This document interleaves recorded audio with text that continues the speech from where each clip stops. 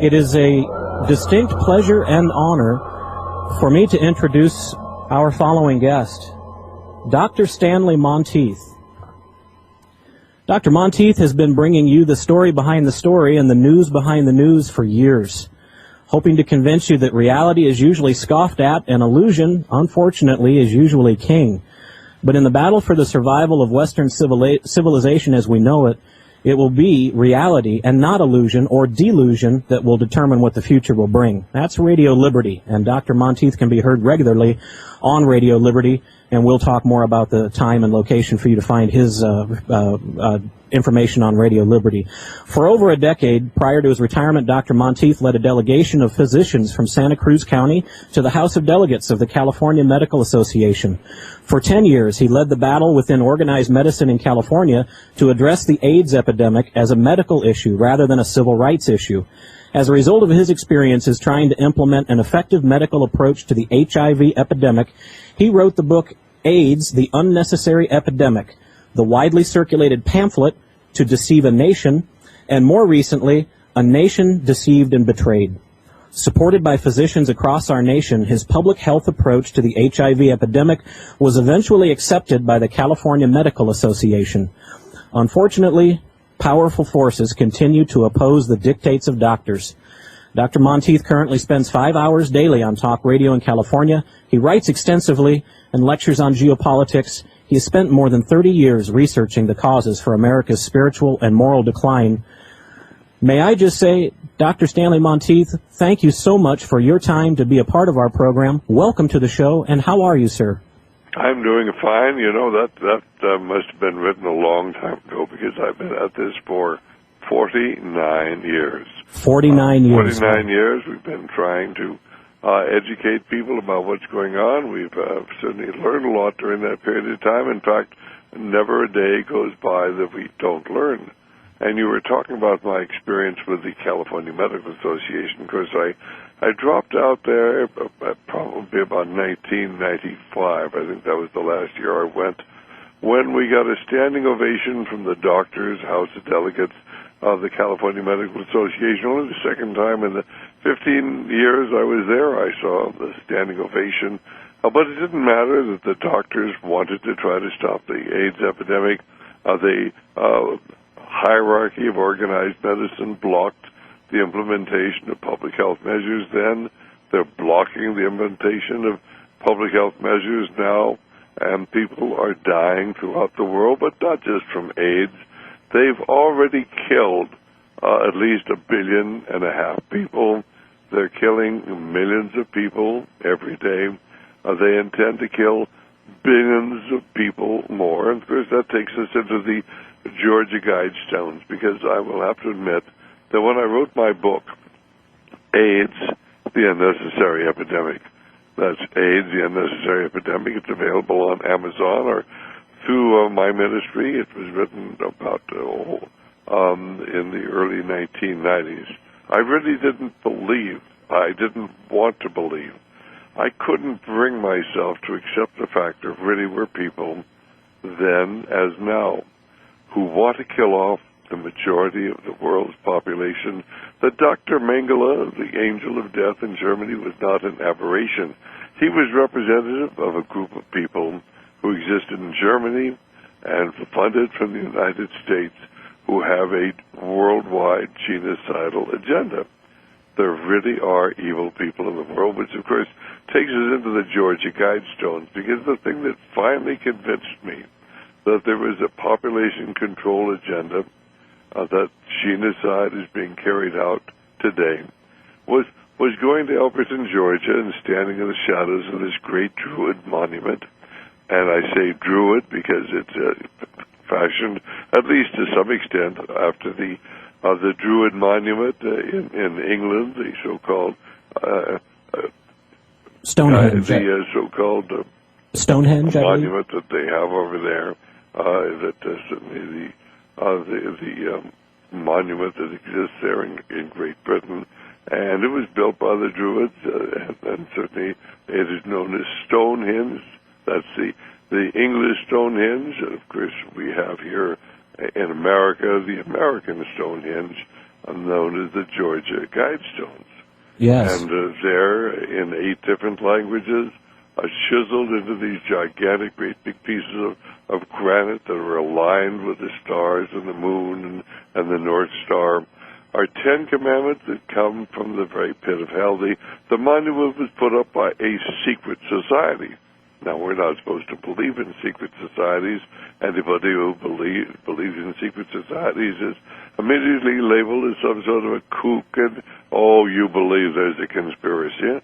No, I don't believe there's a conspiracy. I know there's a conspiracy. I've had too many of my friends murdered or certainly bribed or certainly offered to be bribed with countless millions of dollars if they just be quiet about what's really going on. But they're at the Georgia Guidestones in languages of Arabic and Hindu and Spanish and Swahili and Russian and English and Chinese are simply the 10 commandments put forward by the secret society.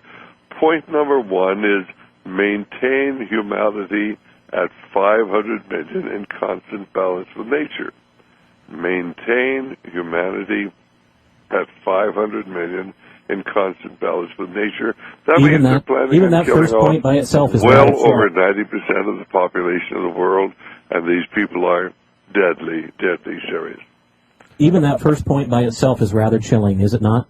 It certainly is. The rest of the points deal with world government, this new spirituality that will come along and replace the old spirituality. And, I mean, the monument was put up by a man who called himself R.C. Christian, but that wasn't his name.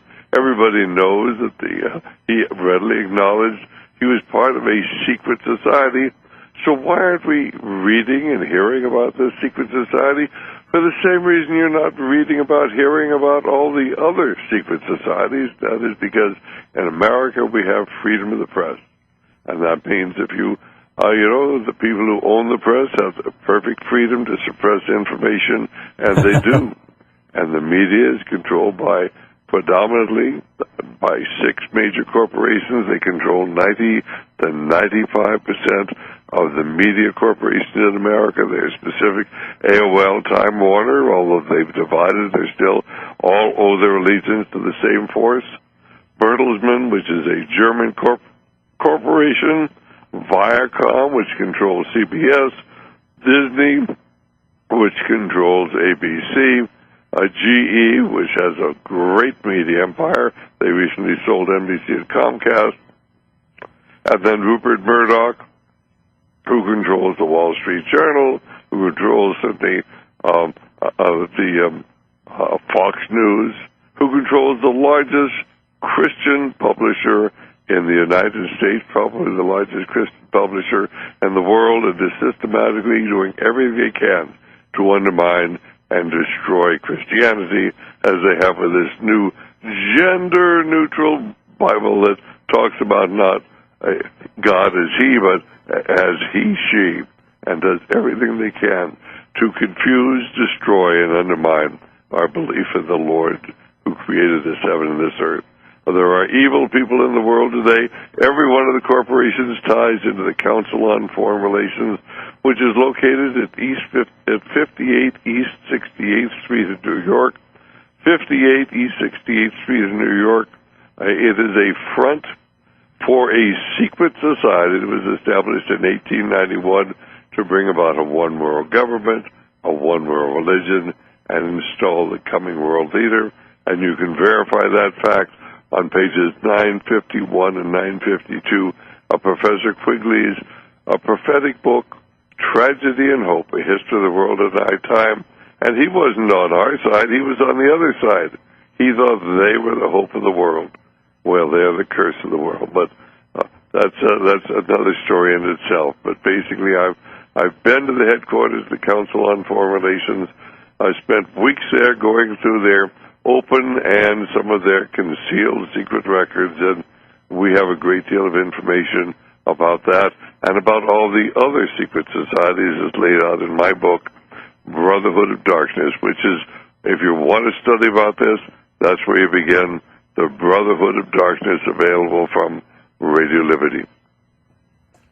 Quite right. And in fact, along the subjects, Dr. Monteith, that you have explored during the course of your work and your career, probably to me the most chilling, because of its implications, would have to be the entire notion of the population control agenda. And you just made mention of your book, Brotherhood of Darkness, which I highly recommend to the folks in the listening audience, and included as well some of your other works, The Planned Police State, The Oil Deception, which I think was a collaboration with Pastor Lindsey Williams, if I'm not mistaken. That's right.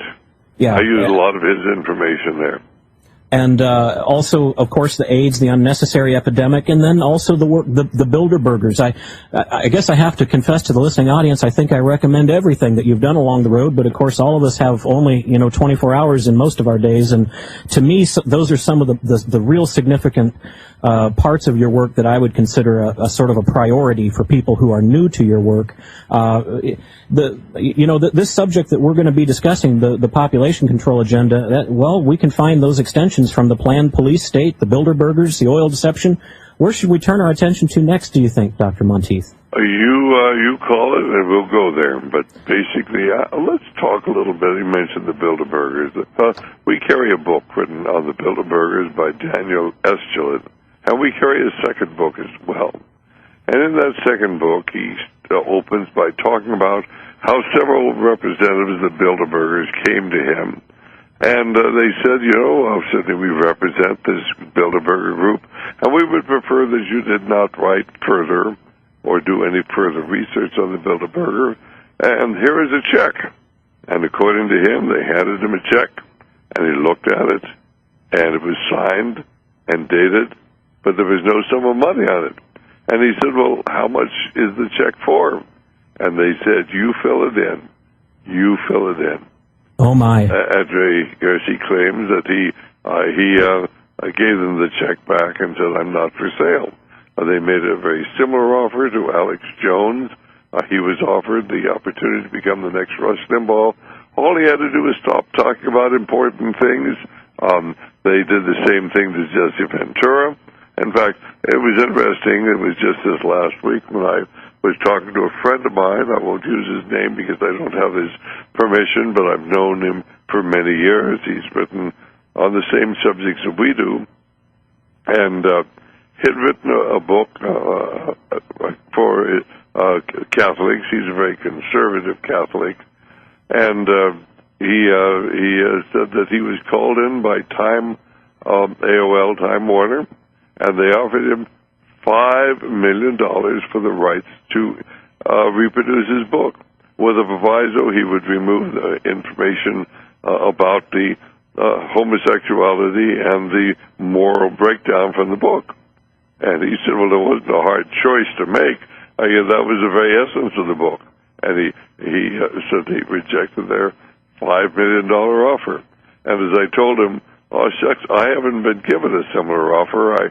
I hope I would have the integrity to do what you did. He rejected the offer. But I've interviewed a number of people who've died. They've killed them. I've interviewed assassins. We have a 4-tape set or 4-CD set available through my ministry called Deadly Assassins.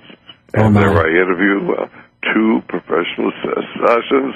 One of them is Chick Tatum. He was the man who was hired to kill or ordered to kill Ross Perot during the presidential campaign. He refused to do it, and he disappeared. He probably paid for it with his life, but we do have the interview with him. Another was Colonel Daniel Marvin, a lieutenant colonel in the Special Forces, who was a trained assassin, trained in assassination. In fact, when he went to assassin school, the CIA there openly talked about how and why they killed President Kennedy. We have in that 4-CD set an interview with a gentleman who tracked down the man who was paid to kill General Patton. Why did they want to kill General Patton? They couldn't let him come home here and tell the American people he could have ended the Second World War much sooner, but they cut off the oil so that he was